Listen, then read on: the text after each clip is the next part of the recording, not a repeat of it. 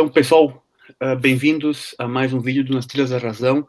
Meu nome é Guilherme, eu estou com meu colega Gabriel e hoje a gente vai conversar com Carlos Orsi.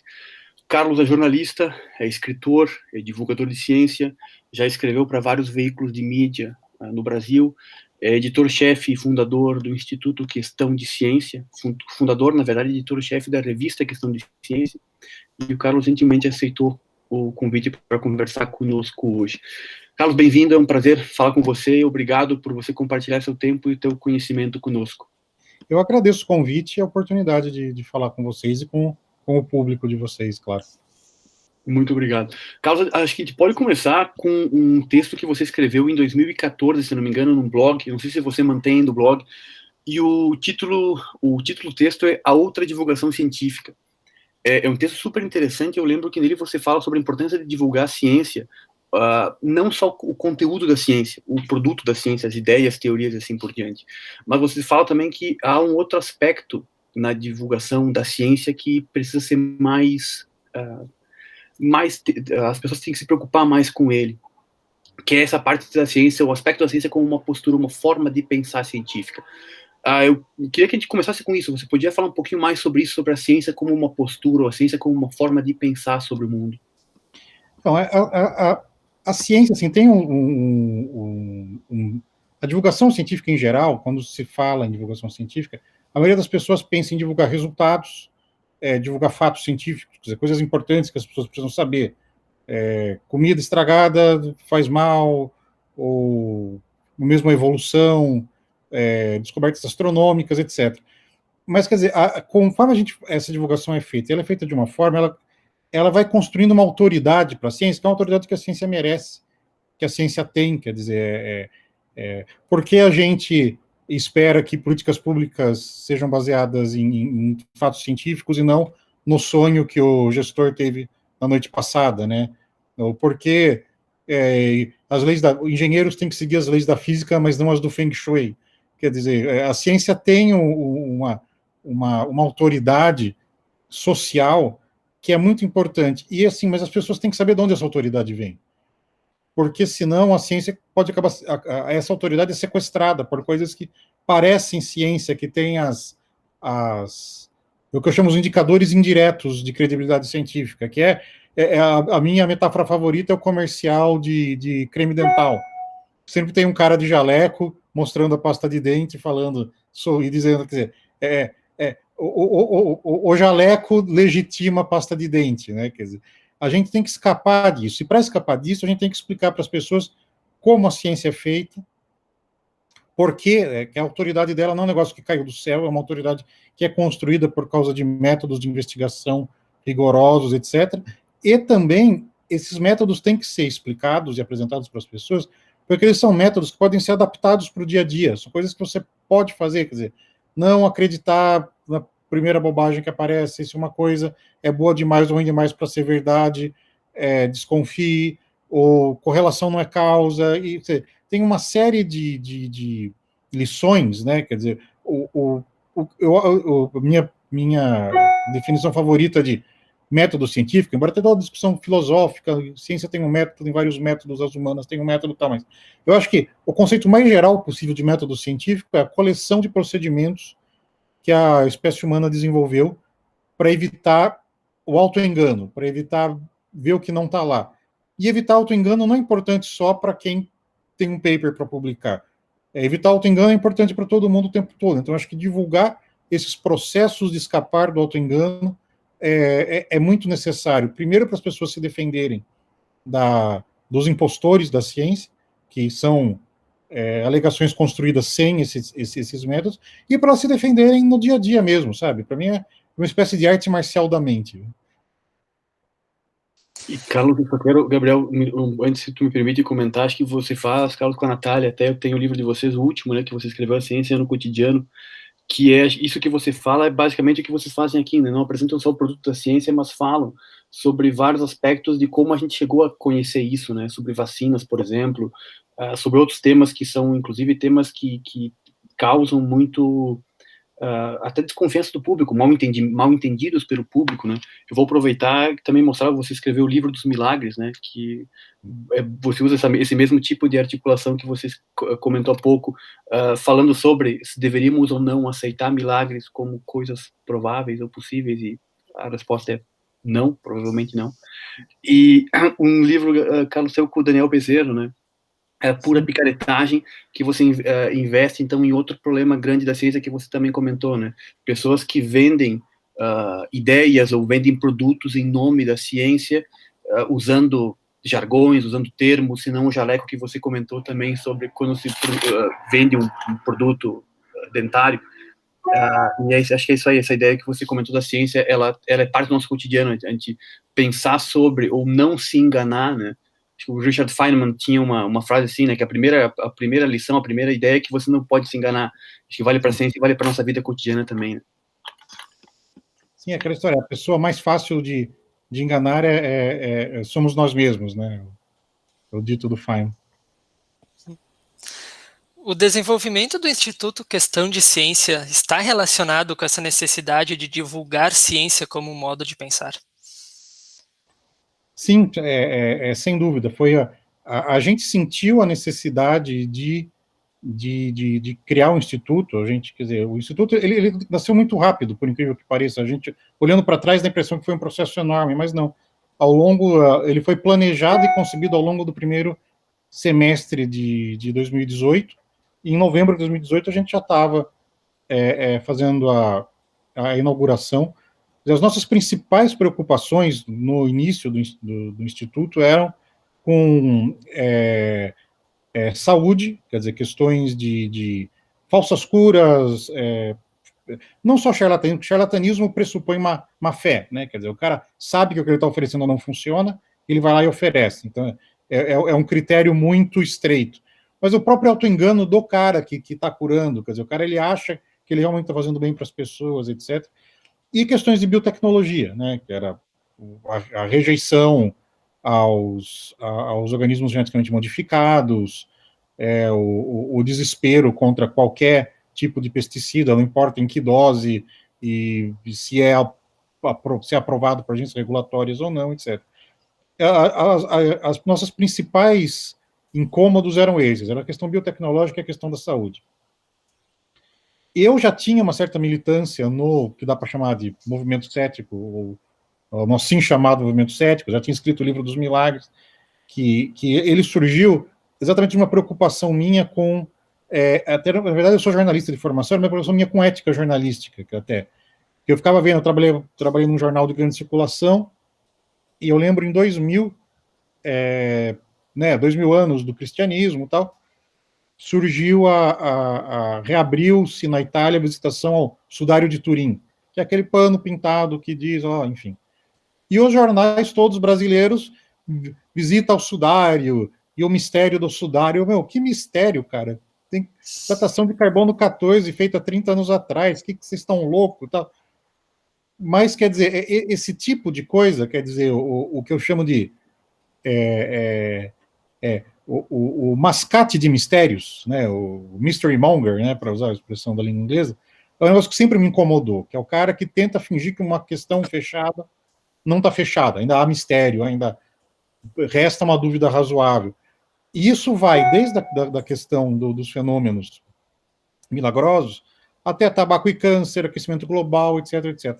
Isso sempre me incomodou muito. Então, quando eu encontrei o pessoal que também estava muito preocupado com essas questões, pelo ângulo da biotecnologia, da saúde e tal, a gente meio que fermentou ali e o Instituto nasceu em 2018. E é muito engraçado, porque eu realmente achava que a revista Questão de Ciência corria um sério risco de ficar repetitiva e cansativa com o tempo. Porque, assim, quantos artigos dá para fazer antes de encher o saco das pessoas sobre acupuntura, astrologia, o Sudário de Turim, e lá. E eis que a pandemia caiu na nossa cabeça, né? Quer dizer, com menos de 2 anos de existência, o que eu achava que ia ser digamos assim, uma guerrilha de baixa intensidade virou uma batalha campal. A próxima pergunta, para quem acompanha a revista Questão de Ciência, provavelmente já tem a resposta, mas queremos ouvir de ti, Carlos. quando você escreve um texto para a revista Questão de Ciência, você tem em mente as pessoas que podem ponderar sobre um assunto e, quem sabe, mudar de opinião sobre ele?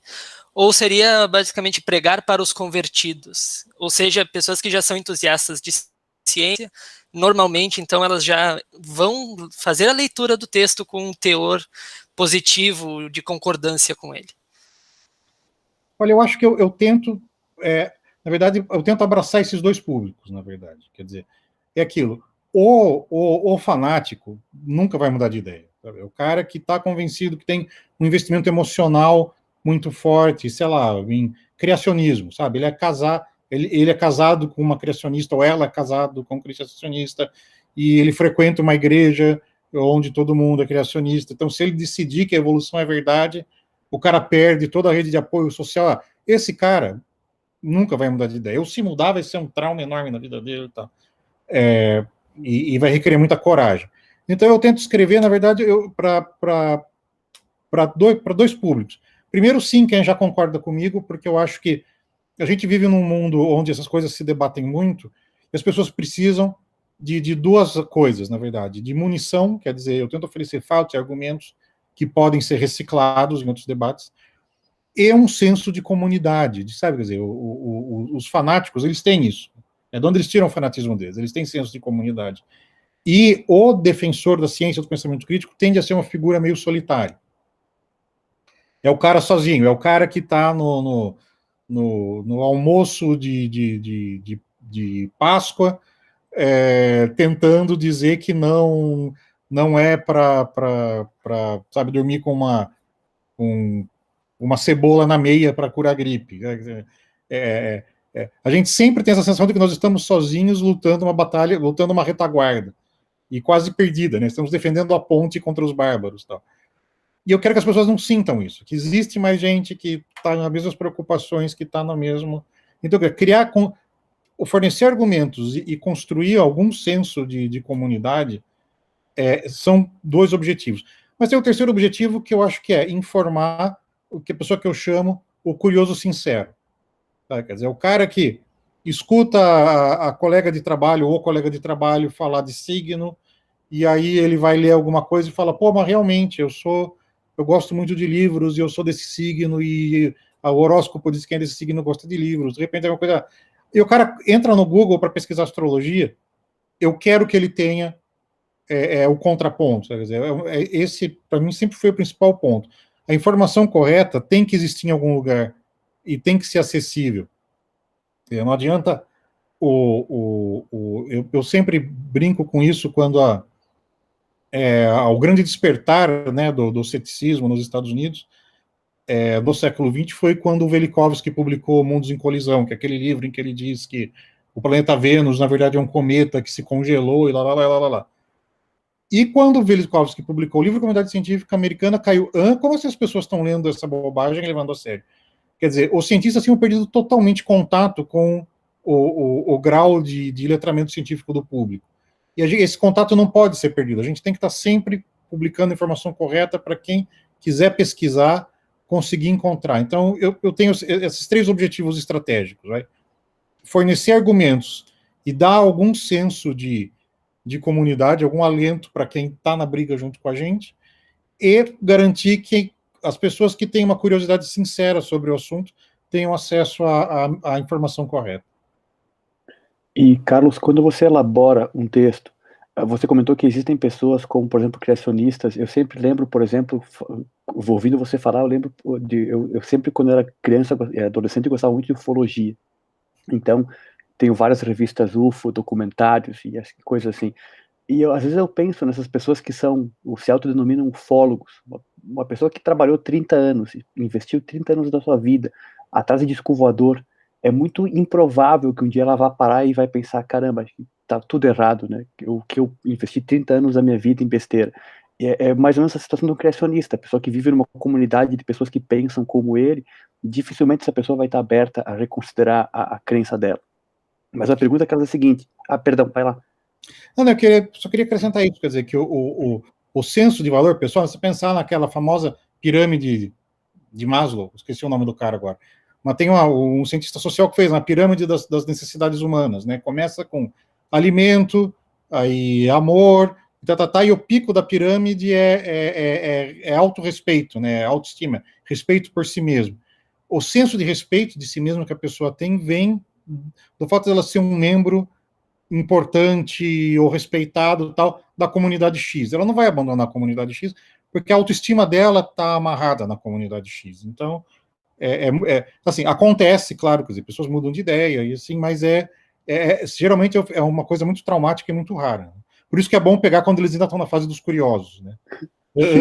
O cara tá olhando no buraco, na toca do coelho, né, da Alice, mas não caiu ainda. Aí você agarra o cara pela gola e puxa de volta, se possível.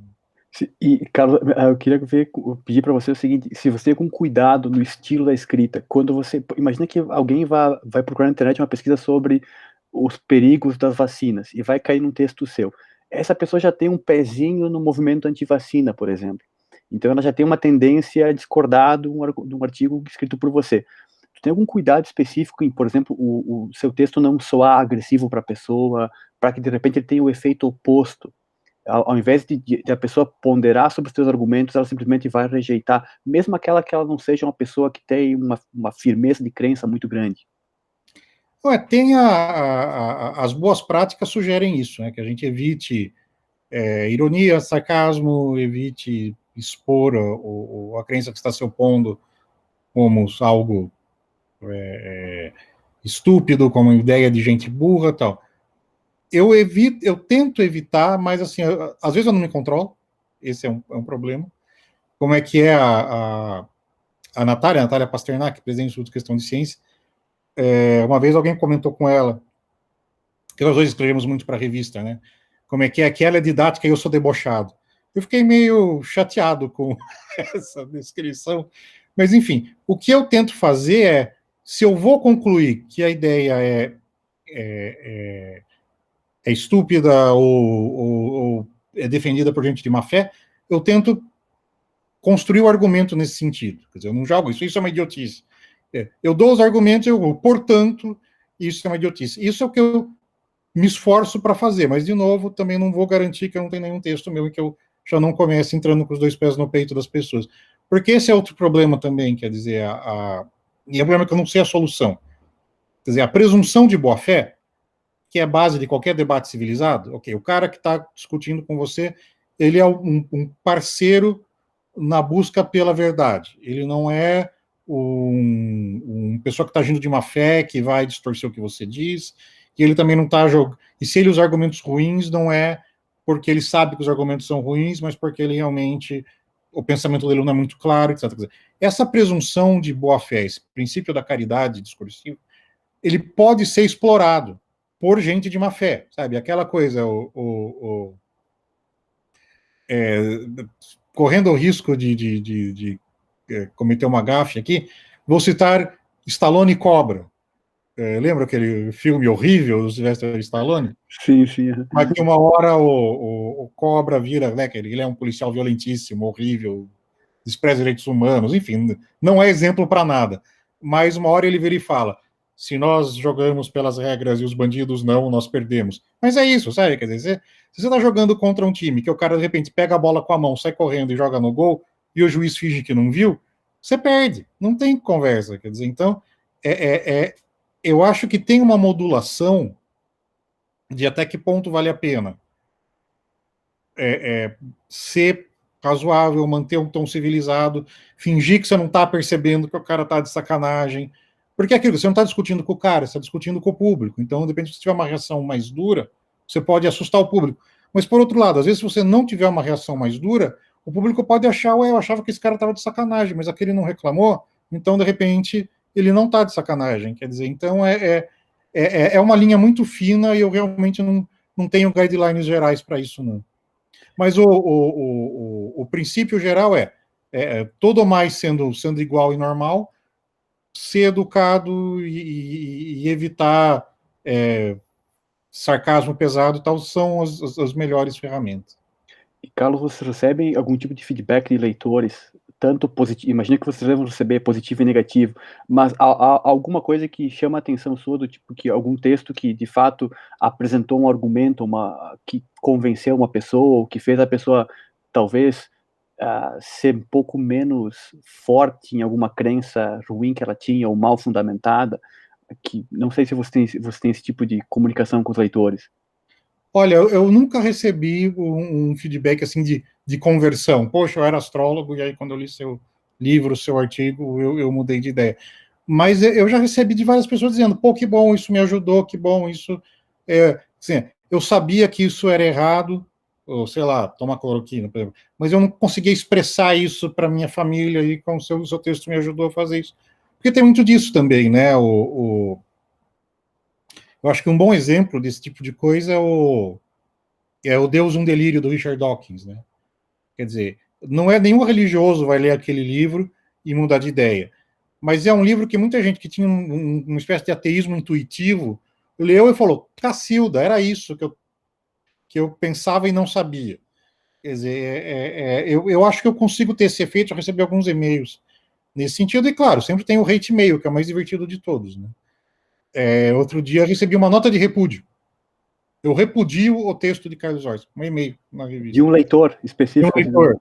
O leitor mandou um e-mail de repúdio. Aí eu falei, tá, whatever, né? Paciência, né? Uma prova de que nota de repúdio não serve para nada. O Ministério da Educação ignora todas que mandam para eles. Eu vou ignorar essa aqui também. Pois é. Falando, Carlos, do Deus no Delírio, acho que tem também um pouco a ver com o que você falou sobre o senso de comunidade, né?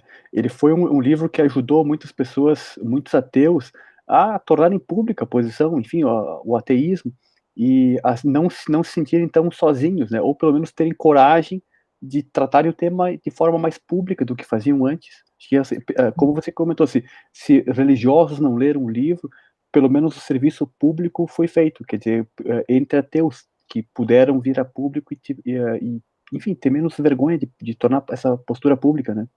Sim, exatamente. Quer dizer, teve um senso de identificação e de construção de comunidade importante. Aí, claro, mas o livro é filosoficamente ingênuo, mas é aquelas coisas, quer dizer, eu acho que assim, é muito fácil criticar as coisas pelo que elas não são, né? E não se pretendem a ser. Eu brinco muito com isso, quer dizer, o cara te apresenta, te serve uma salada e você diz que o ponto da massa estava ruim. Não, cara, você não está entendendo, isso não é uma macarronada, isso é uma salada. E é em livros, principalmente livros de não ficção, isso é muito comum, né? Um livro de alcance popular que é criticado porque o conceito tal estava mal expressado, alguma coisa do gênero.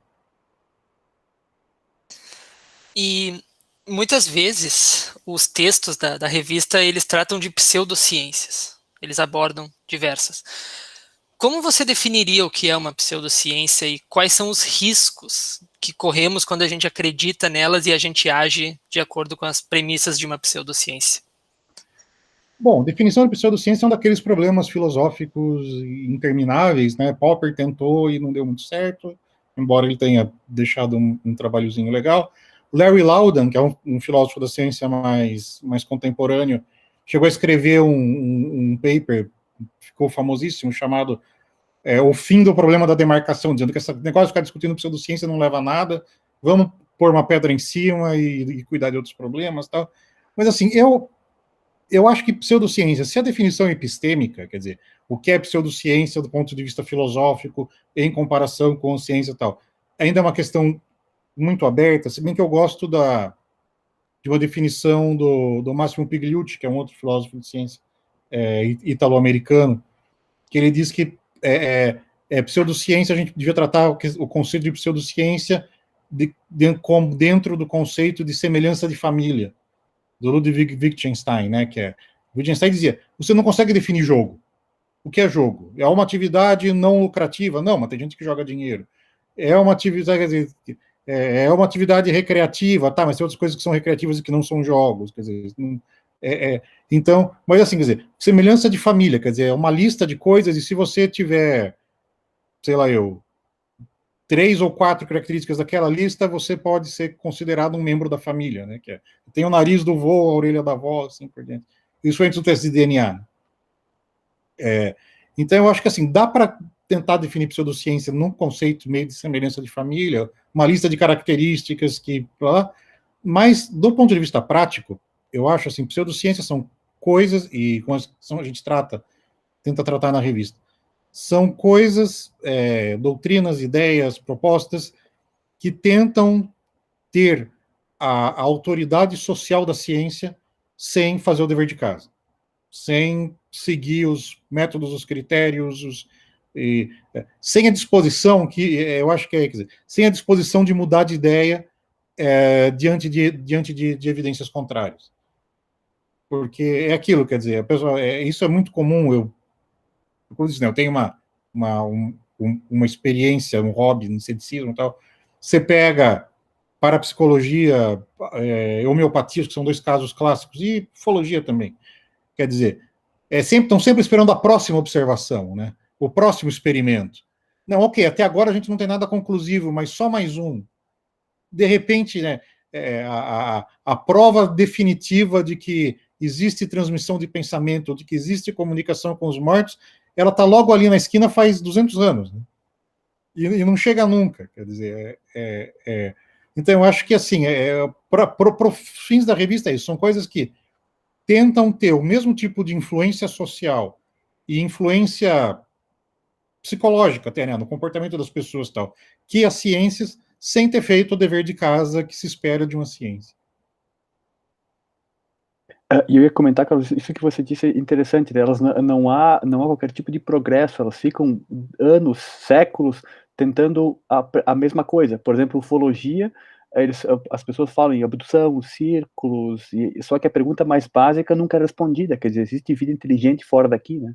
Quer dizer, eles partem com alegações mirabolantes, mas a questão mais básica nunca é respondida, quer dizer, eles não têm resposta para aquela, ou a resposta é provavelmente negativa, a gente não, ou na melhor das hipóteses a gente tem que dizer nós não sabemos. Né? Sim, não na verdade, o que eu acho que muitas dessas pseudociências que pressupõem existências extraordinárias, seja de transmissão de pensamento, extraterrestres vindo visitar a gente, etc, elas têm um erro fundamental que é bem divertido, porque isso é uma coisa que me atrai muito também, a estrutura do pensamento, do mau pensamento, que elas desprezam completamente a questão da probabilidade prévia, né? A questão okay, se eu alego que tem um gato arranhando a porta do meu escritório, o nível de evidência que eu preciso para confirmar isso é muito menor do que se eu alegar que tem o fantasma de Dom Pedro II arranhando a porta do meu escritório. Quer dizer, mas esses caras não. A parapsicologia é um caso clássico. Eles acham que é o mesmo padrão de evidência que usado para determinar a validade de fenômenos psicológicos comuns valem para a transmissão de pensamento. Isso é pensar na crise de reprodutibilidade da psicologia, até os critérios usados para determinar a validade de fenômenos comuns talvez sejam um pouco frouxos demais. Né? Então é muito engraçado isso, quer dizer, a questão de novo, para citar Carl Sagan, que é o que tudo indica, eu estava citando alguém que eu não vou lembrar quem evidências extraordinárias são necessárias para sustentar alegações extraordinárias, né, assim por diante. Exatamente. Carlos, na sua opinião, quais são as ideias pseudocientíficas mais perigosas? Pelo menos entre essas que a gente sabe, pseudociência muitas vezes parece que elas vêm em ondas, né? A ufologia ela já foi muito mais forte há algumas décadas do que agora. Então a onda antivacina está ficando mais forte agora. Entre essas que nos assombram, para falar do Sagan de novo, qual você acha que parece ser ou as mais perigosas? Olha, normalmente eu diria, em tempos normais, e até agora por causa da Covid, né, que são todas as que envolvem questões de saúde. Desde a antivacinação até as medicinas alternativas em geral.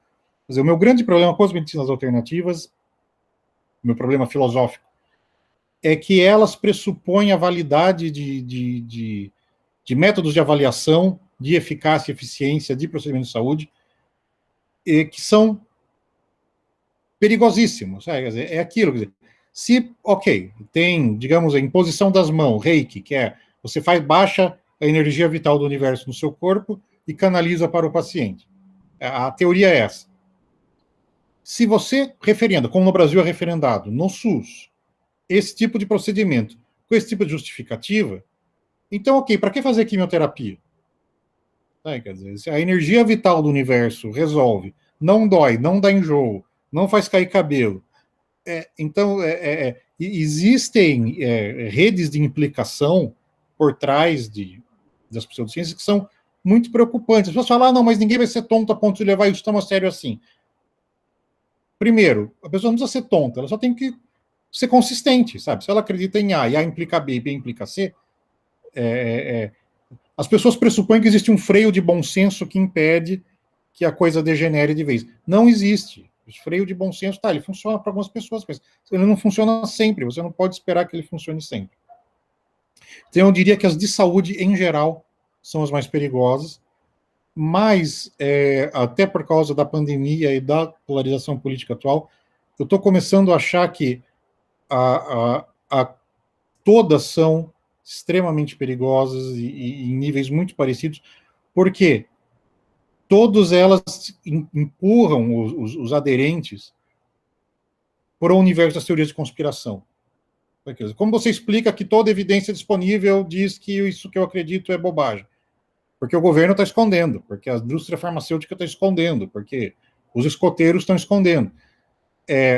E quando você tem muita gente levando teorias da conspiração a sério nesse grau, você corrói a confiança básica necessária da sociedade. Quer dizer, para um Estado organizado, um país, Brasil, Argentina, Estados Unidos, qualquer um funcionar, você depende de um grau mínimo de confiança no governo, nos agentes do Estado. Sabe? Você não pode... Se você sair para a rua, pressupondo que todo policial que você vai encontrar é um cara corrupto que está querendo te espancar e tirar seu dinheiro e desovar seu corpo, é guerra civil. Então, quer dizer, eu acho que todas as pseudociências, elas estão demonstrando, talvez como fruto da polarização política atual, porque isso não parece ser um caráter essencial delas, uma tendência de se refugiar em teorias de conspiração, e teorias de conspiração são coisas socialmente muito perigosas. Eu nunca tinha pensado sobre esse aspecto, Carlos, e o que você fala é super interessante, até de pensar sobre o grau de desconfiança das pessoas com relação a várias instituições, né? O governo, você fala, algumas bem comuns, indústria farmacêutica, por exemplo, que muita gente acusa de esconder curas para doenças por razões financeiras, a política. Então, a gente entende que parte da desconfiança é justificada, parte pequena dela, pelo menos, mas o problema é ela dele escorregadia, né? Achar que tudo é escondido, a gente vive num universo paralelo no qual toda informação é escondida da gente. Não, e mesmo as críticas, às vezes, vêm pelo ângulo errado, né? Esse negócio de a indústria farmacêutica esconde curas, na verdade, se você pegar os críticos sérios da indústria farmacêutica, o Ben Goldacre é um médico inglês que escreve muito sobre problemas da indústria farmacêutica e tal, é o contrário, quer dizer, o que a indústria farmacêutica faz quando ninguém está olhando, quando deixa, quando a fiscalização é frouxa, é empurrar curas que não estão bem confirmadas, que eles querem vender remédio. Então, quer dizer, é roubar nos testes clínicos para as drogas deles parecerem melhores do que realmente são. Esses caras nunca esconderiam uma cura. E o negócio deles quando eles são venais, a venalidade está no oposto, está em distorcer o processo científico para botar no mercado coisas que ou não são tão boas, ou que têm efeitos colaterais que não foram muito bem verificados. Mas, de novo, existem métodos de regulação, existem freios e contrapesos, quer dizer, se a gente for pressupor que todo esse processo sempre é viciado, ele é viciado por definição, ele é viciado desde o início, então, ok, ninguém mais faz nada, né? Quer dizer, você não pode dormir porque, de repente, o sabão que foi usado para lavar o seu lençol vai fazer brotar um rabo em você, quer dizer, não tem... e a corrosão desse nível fundamental de confiança é um problema social muito grave. Exato. Carlos, eu vou mudar um pouquinho o tema da questão, mas a gente continua em pseudociência. Uma coisa que me chama a atenção, e tem me chamado há muito tempo, é a quantidade de pessoas com boa formação científica que adoram certas pseudociências. Eu conheço professores universitários, pesquisadores, pessoas que trabalham com educação em ciências, assim, que são pessoas muito rigorosas, inclusive, em trabalhos que eles fazem em seus laboratórios, ou a campo, eventualmente, mas que acham astrologia legal e confiável, e outra, homeopatia, eu não sei, há uma explicação para isso, quer dizer, parece não haver uma relação direta entre letramento científico, informação científica e a tendência das pessoas a aceitar algumas pseudociências. É que aquela coisa, quer dizer, a ciência, até por causa da hiperespecialização das últimas décadas, do século XX inteiro e tal, quer dizer, a pessoa pode ser muito boa tecnicamente na área de pesquisa dela, mas ela não entender o racional, a lógica completa por trás daquilo. Eu terminei de ler um livro faz pouco tempo, Calling Bullshit, do Carl Bergstrom, e um coautor, que eu não lembro o nome do coautor agora, e eles têm uma sessão sobre inteligência artificial que eu acho muito interessante, e aí eles expandem a inteligência artificial para métodos estatísticos também. Eles dizem o seguinte, ok, quer dizer, você não precisa entender o que é um teste estatístico com multiregressão, você não precisa entender o que é uma inteligência artificial. Pensa nessas coisas como caixas pretas. Olha para o que está entrando e olha para o que está saindo. Essas caixas pretas, se elas estiverem bem ajustadas, elas são lógicas, elas seguem as leis da natureza, etc. Então, se o que está entrando é bobagem, ou o que está saindo parece bom demais, ou ruim demais, ou esquisito demais para ser verdade, desconfie de quem está dizendo que essa caixa preta é a última maravilha. Mas isso acontece, quer dizer, as pessoas elas se apaixonam pelas suas caixas pretas e perdem a visão de conjunto. Fora isso, eu acho que eu tenho outros dois fenômenos. Primeiro é essa questão da identidade, sabe? Quer dizer, a pessoa, ela gosta de astrologia, ela tem amigos que gostam de astrologia, ela se acha muito inteligente, porque ela saca qual é o signo das pessoas que ela encontra na rua e tal. Ela não vai abrir mão desse conforto pessoal. E tinha mais um fator que eu ia citar e acabou de me fugir. Carlos, eu lembro, você falando, eu lembrei até o Michael Shermer tem um livro famoso dele, Porque Pessoas Acreditam em Coisas Estranhas. Um dos últimos capítulos é Porque Pessoas Inteligentes Acreditam em Coisas Estranhas. Quer dizer que as pessoas chegam a crenças por razões que não são exatamente racionais, mas usam das capacidades de argumentar para justificar ou para defender essas crenças, e acabam ficando... Sim, tem um estudo, um experimento psicológico, acho que é Carran, o autor, 2017, se eu não me engano, em que ele construiu umas tabelas aquelas tabelas 4x4, sim, não, e ele botou os números nas tabelas de uma forma que você precisa fazer algumas contas para descobrir o que está acontecendo ali. Quer dizer, não é exatamente claro quem ganha, se é o sim, se é o não. Você precisa realmente analisar, dividir, tirar as porcentagens e tal. E ele apresentou essas tabelas de dois jeitos. Num jeito, sim, não, ele substituiu por creme funciona, creme não funciona, dizendo que era um crime dermatológico e tal. E no outro era controle de armas reduz ou aumenta a criminalidade. E deu para voluntários, depois de fazer um teste matemático, os voluntários, se eles seriam capazes de analisar a tabela com os recursos matemáticos necessários. O que ele viu? Nas tabelas sobre creme dermatológico, quem era bom de matemática fez as contas e chegou à conclusão correta e tal. Nas tabelas sobre porte de armas, teve uma clivagem política. Também, a curva a correlação com competência matemática também se manteve, mas nos grupos, sei lá, supondo que a tabela dissesse que proibir venda de armas reduz a criminalidade. Essa fosse a resposta correta da tabela, mas a resposta intuitiva, você batendo o olho, era o contrário. Você tem que fazer as contas.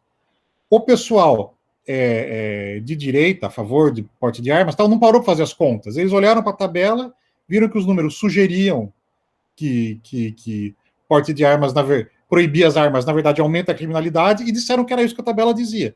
O pessoal de esquerda olhou e falou, nossa, que esquisito. Fez as contas e descobriu que, na verdade, os números diziam o contrário. Quer dizer, o esforço intelectual que a pessoa está disposta a despender é inversamente proporcional ao quanto o dado confirma os preconceitos dela. Né? A gente tem uma tendência maior a ser mais cético, muitas vezes, com relação às ideias que a gente não acredita, né? Ou a encontrar mais problemas nelas do que nas nossas. Né? Sim. Um outro nome também interessante para que ajuda a elucidar um pouco de por que pessoas inteligentes ou letradas cientificamente acreditam em coisas estranhas às vezes é o Ronaldo Pilate, através da ideia dos escaninhos mentais. E também é um outro nome que ajuda a pensar nessa questão de uma maneira bem interessante.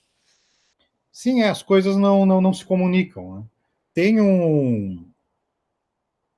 e até por isso, quer dizer, esse é um dos motivos pelos quais a gente faz a tal da outra divulgação científica, quer dizer, porque senão você poderia realmente pressupor que você dando uma boa aula de ciências, uma boa introdução ao método hipotético dedutivo e tal, todo mundo ia aplicar isso na vida normalmente, mas não, isso não acontece. Lembrei qual é o terceiro fator que eu ia citar. Também tem uma questão da vaidade, que é um negócio que me ocorreu há pouco tempo, até por causa dessa questão da pandemia e tal, que é o seguinte, quer dizer, uma pessoa, e eu acho que é o que causa a chamada doença do Nobel, né? Que o cara ganha um Nobel 6 meses depois começa a falar besteira. Que é aquilo, quer dizer, o cientista que se acostuma a ver suas hipóteses sendo confirmadas, quer dizer, o cara que tem uma boa sacada, tem uma boa intuição, e aí ele vai lá faz o experimento confirma o que ele acredita e tal, ele começa a achar que a intuição dele vale mais que os experimentos, sabe? Quer dizer, eu estive certo 10 vezes e fiz o experimento e confirmei que eu estava certo. Na 11ª, foda-se o experimento, eu sempre estou certo. Sabe? Eu acho que esse é um risco que o cientista de sucesso corre. Eu acho que é o que explica o Linus Pauling, a vitamina C e a cloroquina hoje em dia e tudo aquilo. E, bom, ainda no tema de pseudociências, se você fosse elencar uma que seja favorita sua, que te intriga mais, que promove mais uma investigação pessoal, qual que seria? Olha, ou que você tem, Carlos, mais carinho por ela, de repente aquela que você olha e diz, caramba, como eu gostaria que essa fosse verdadeira. Olha, na verdade tem uma... Aí são questões diferentes. A que eu gostaria que fosse verdadeira é ufologia. Eu adoraria a gente recebesse uma embaixada do planeta Vulcano aqui, seria fantástico. Eu realmente queria muito comunicação com outras civilizações. Mas as que me intrigam mais e que mais me chamam a atenção, e que eu pesquiso muito por conta própria, são duas, na verdade, astrologia e pseudoarqueologia. Porque eu acho assim, elas fazem uma mistura de... Elas cruzam mitos de povos diferentes e a forma como a astrologia se amolda ao meio social, quer dizer, ela na antiguidade era uma forma de previsão do destino dos reinos, hoje em dia é quase uma forma de diagnóstico psicológico, quer dizer, tem uma capacidade de se amoldar à época que eu acho que é muito, muito divertida. Eu tenho uma fascinação pessoal sobre raciocínios ruins, quer dizer, como as pessoas, como pensar um pensamento que parte de um ponto de partida aparentemente razoável, chega numa conclusão errada. A astrologia é um caso muito, muito, muito legal, você pegar as raízes de quando a astrologia deixou de ser uma mágica e tentou ser algo como uma ciência, que foi na época de Ptolomeu, século I da Era Comum e tal. Aí você vai ler o livro do Ptolomeu, em que ele codifica o que viria a ser a astrologia ocidental. Ele tem um argumento lógico. Ele fala, gente, o esperma de todos os homens é igual. Então, por que as crianças são diferentes? Tá bem. A mãe, o mundo era muito mais machista naquela época. Então, assim, quer dizer que o ambiente afeta quais serão as características da criança. e o céu é parte do ambiente. Então, por que o céu não afetaria? Quer dizer, era uma hipótese interessante. O problema é que depois de 2000 anos a gente sabe que é uma hipótese fuleira. Mas a gente sabe, os astrólogos não. Mas enfim, a coisa quer dizer, é como uma ideia que num determinado contexto histórico é até razoável, continua viva depois que ela já deixou de ser razoável há muito tempo. É isso, e essas coisas me intrigam muito. Eu gosto muito de estudar isso. E às vezes, Carlos, a própria antiguidade de uma ideia, muitas pessoas entendem como um argumento a favor da confiabilidade dela. Por exemplo, a gente sempre usou astrologia, a astrologia é usada há tanto tempo, as pessoas recorrem aos astros, ou a práticas de medicina alternativa ou tradicional, e confundem o tempo com a eficácia ou com a confiabilidade de uma ideia, que são coisas diferentes, né? Não pessoas ficam com essa ideia de medicina, principalmente, se essa coisa aqui fizesse mal, alguém já teria percebido, já teriam parado de usar. Na verdade, não, né? O meu exemplo favorito nessa negócio como é que é o nome daquilo? Eu acho que é astrolóquia. É uma planta muito comum na Europa Oriental e na Ásia, e a folha dela é muito lembra um rim, o formato da folha. E por causa disso, em várias culturas, sei lá, desde a Polônia até a China, ela sempre foi usada em chás e preparados para isso, pedra no rim, problema. Bom, descobriu-se que essa planta tem um princípio ativo que atua sobre o rim, de fato, é cancerígena. Quer dizer, descobriu-se isso porque descobriram-se que algumas populações da Europa Oriental tinham epidemias de câncer renal muito fora do resto, e descobriram que o pessoal adorava tomar chá desse negócio. Quer dizer, durante milênios, essa planta foi usada para curar problemas do rim, na verdade, ela estava dando câncer nas pessoas. Quer dizer, isso é uma coisa que eu acho que é muito importante também disseminar e que é muito fácil perder de vista. Quer dizer, o processo científico de validação de tratamentos, procedimentos médicos, etc., não é frescura. Quer dizer, você só descobre se uma coisa tem um efeito que você espera que ela tenha e não tem efeitos que você não espera que ela tenha, se você conduz testes corretamente. Quer dizer, aquela coisa, quer dizer, um outro caso também clássico, isso foi início do século XIX, ou fim do século XVIII, também nos Estados Unidos teve uma epidemia de febre amarela horrível, na Filadélfia, e o único médico que não fugiu da cidade, que ficou lá para cuidar das pessoas, tal, estava convencido que um purgante à base de mercúrio curava febre amarela. E ficou dando isso para todo mundo. E algumas pessoas saravam, apesar do purgante, apesar da febre amarela. O cara morreu convencido que o purgante dele era a cura da febre amarela. Sabe, eu acho que acho que assim, o desprezo pelo método científico, principalmente em questões de saúde, na verdade, revela uma falta de humildade intelectual enorme e perigosíssima. O purgante, Carlos, que você se refere na história, poderia ser mais ou menos a nossa cloroquina hoje. Eu espero que não, né? Quer dizer, o mercúrio é muito mais tóxico do que eu suponho que a cloroquina possa ser, a menos que a pessoa tome a caixa inteira de uma vez. Mas sim, quer dizer, o princípio geral é o mesmo, quer dizer, e o que eu acho ótimo é o raciocínio do tratamento precoce. Né? Uhum. Você tem uma doença que tem 95% de recuperação espontânea, qualquer coisa que você der para as pessoas no início da doença, 95% delas vão se recuperar. Saco. Né? Quer dizer, e aí é muito engraçado, porque quando você vai ver os estudos, tem alguns já, né? Tentando avaliar o efeito precoce da cloroquina, os bem conduzidos com o grupo controle e tal, não acham nada, e aí vem o pessoal da cloroquina falando, pô, mas é que esse estudo não tinha poder suficiente para detectar o efeito da cloroquina acima da recuperação espontânea. Não é aquilo, de repente você está querendo empurrar para as pessoas um negócio que, se funcionar, tem um efeito que está na terceira casa depois da vírgula.